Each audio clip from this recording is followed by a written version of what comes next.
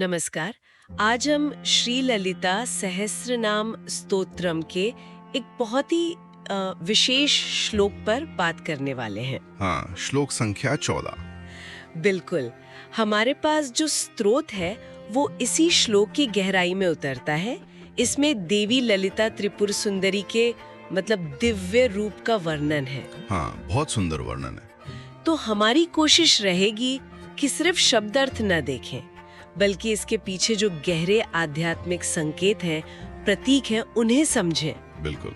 और ये स्तोत्र यही दिखाता है कि कैसे श्लोक में देवी का सौंदर्य वो सिर्फ बाहरी नहीं है, बहुत कोमल है और आध्यात्मिक अर्थों से भरा हुआ।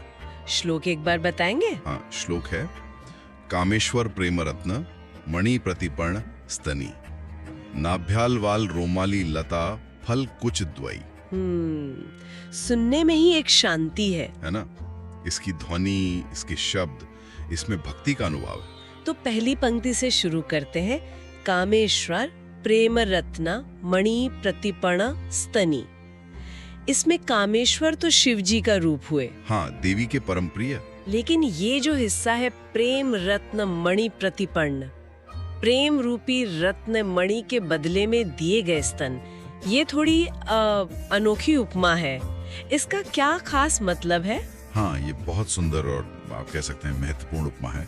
स्रोत कहता है कि ये सिर्फ एक शारीरिक वर्णन बिल्कुल नहीं है। अच्छा। यहाँ देवी के स्तनों को कामेश्वर यानी शिव, उनके प्रेम के अमूल्य रत्न के प्रतिपन्न जैसा बताया गया है। मतलब जैसे उसके बदले में मिला हो या उसके बराबर मूल्यवान हो। तो इसका गहरा अर्थ यह है कि उनका ये अंग वास्तव में दिव्य प्रेम, वात्सल्य और पोषण का ये एक प्रतीक है। साक्षात प्रतीक। मतलब देवी का पूरा अस्तित्व ही प्रेम और करुणा से भरा है। हाँ, बिल्कुल। और वो प्रेम और करुणा ही सृष्टि का पोषण करती है। ये प्रेम का सबसे शुद्ध, सबसे निस्वार्थ रूप है। अद्भुत। ये प्रेम और पोषण का भाव मुझे लगता है दूसरी पंक्ति में भी है। नाभ्याल वाली रोमाली लता फल कुछ द्वई। यहाँ प्रकृति का कितना सुंदर प्रयोग है। हाँ, बिल्कुल। नाभि के पास की रोमावली और फिर लता के फल से वृक्षों की तुलना, ये तो कमाल है। हाँ, और ये तुलना भी बहुत गहरी है।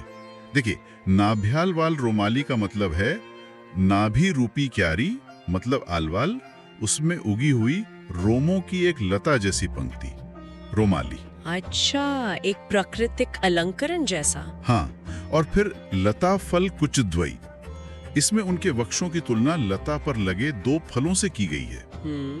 स्रोत बताता है कि ये सिर्फ आकार या गोलाई बताने के लिए नहीं है। फिर? ये जीवन देने वाली शक्ति, परिपूर्णता और पोषण का प्रतीक है। जैसे एक लता अपने फलों से जीवन देती है ना? हाँ, बिल्कुल। वैसे ही देवी माँ पूरी सृष्टि का पोषण करती हैं। हाँ। तो ये देवी की प्रकृति के साथ जो एकात्मता है और उनकी जो सृजन और पालन करने की शक्ति है, उसको दिखाता है। तो ये बिल्कुल साफ है कि स्रोत इस बात पर जोर दे रहा है कि इस तरह के वर्णन का उद्देश्य सिर्फ शारीरिक सुंदरता दिखाना नहीं है या मोह पैदा करना नहीं। नहीं, बिल्कुल नहीं। बल्कि ये तो साधक के मन में भक्ति, श्रद्धा और देवी के उस मात्र स्वरूप की दिव्यता का अनुभव कराने के लिए है। सही कहा। क्या स्रोत ये भी बताता है कि ये ध्यान या साधना में कैसे मदद करते हैं, इस तरह के वर्णन? हाँ, बिल्कुल। स्रोत के अनुसार ललिता सहस्त्रनाम जैसे जो पवित्र ग्रंथ हैं, उनमें देवी देवताओं के रूप का वर्णन अक्सर ध्यान को एकाग्र करने की एक बहुत शक्तिशाली विधि होती है। अच्छा, कैसे?